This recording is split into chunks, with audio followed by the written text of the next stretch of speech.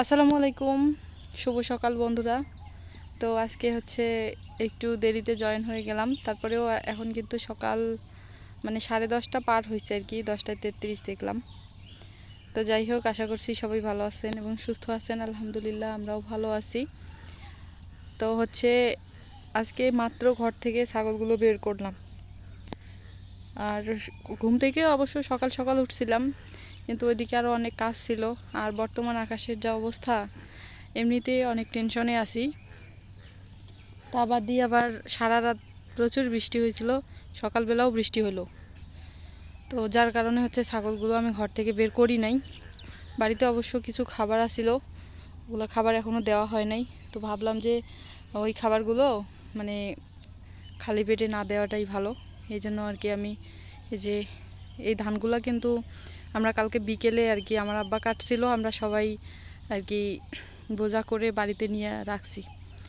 এই জন্য আর কি এতটা কাটতে পারছিল। তো এই জায়গাটা হচ্ছে অনেকগুলো ঘাস বের হয়েছে দেখেন, এই জন্য আর কি ছাগলগুলো আনে এখানে হচ্ছে বেঁধে দিলাম যে একটু খাক, তারপর বাড়িতে গিয়ে হচ্ছে কিছু খাবার দেব। কাঁঠালের চাপি আছে, তারপর হচ্ছে আমের যে ছালগুলো ওগুলো আছে, তারপর কিছু আবারও ভুট্টা গুঁড়া আছে, ওগুলো মিক্স করে খাবার দিয়ে দিব।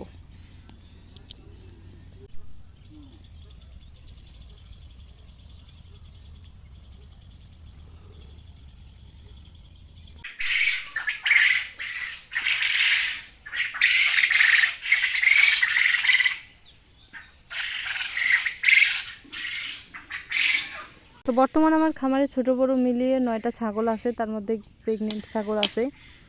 তো এগুলো নিয়ে মোটামুটি চলতেছে। এগুলো ইনকামের কথা কি আর বলবো, মাসিক ইনকাম তো হয় না, 6 মাসে এবং বছরে এই দুইটা ইনকাম আর কি ভাগ করা যায়, এবং এটা মানে এই দুই সময়ে আর কি ছাগল বিক্রি করে ইনকাম করা যায়। তো ছাগল বিক্রি করে বছরে বা 6 মাসে কত ইনকাম করতেছি এর আগের ভিডিওতে অনেকবার শেয়ার করছি আমি আপনাদের সাথে। আর তাছাড়াও একটা কথা বলা যায় যে ছাগল বিক্রি করলে ভালো টাকা পাওয়া যায় যদি সম্পূর্ণ বিনা খরচে লালন পালন করতে পারেন। আমি কিন্তু সম্পূর্ণ বিনা টাকায় লালন পালন করি, আমার কোনো টাকা পয়সা খরচ হয় না। যার কারণে আমার হচ্ছে যে টাকাটাই আমি ইনভেস্ট করি না কেন, তার দ্বিগুণ বা 5 গুণ 6 গুণ আমি লাভ ওইখান থেকে তুলতে পারি। কেননা আমার কোনো খরচ যায় না, শুধু সম্পূর্ণ বিনা টাকায়, অর্থাৎ শুধু যেটা বের হয় এটা পুরাটাই আমার থেকে যায়। তো আপনারা ছাড়াও আরও অনেকে আমার ভিডিও দেখেন, উপস্থিত আর কি যেটা চলতেছে আলহামদুলিল্লাহ ভালো চলতেছি, দোয়া করবেন সবাই।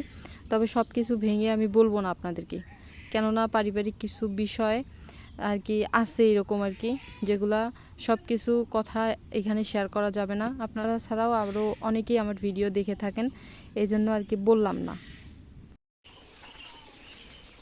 তো বন্ধুরা আবারও যুক্ত হয়ে গেলাম বিকেলবেলা, এদিকে হচ্ছে খাবার পানি দিয়ে দিলাম আবারও বিকেলের জন্য। আর আমি কিন্তু কোয়েল পাখিগুলোকে 4 টাইম খাবার দিয়ে থাকি।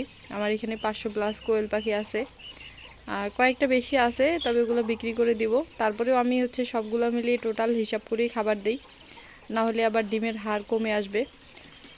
আর একটু বেশি যদি খাবার যায় তাহলে সমস্যা নাই, কিন্তু যদি ডিমের প্রোডাকশন কমে যায় তাহলে আবার ওইটা হচ্ছে আবার অনেক মানে লস হবে ওইখান থেকে।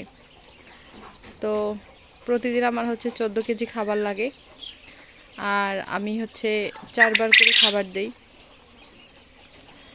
4 বার করে হচ্ছে খাবার দেই, আমি একবারেই 3 কেজি করে খাবার দেই।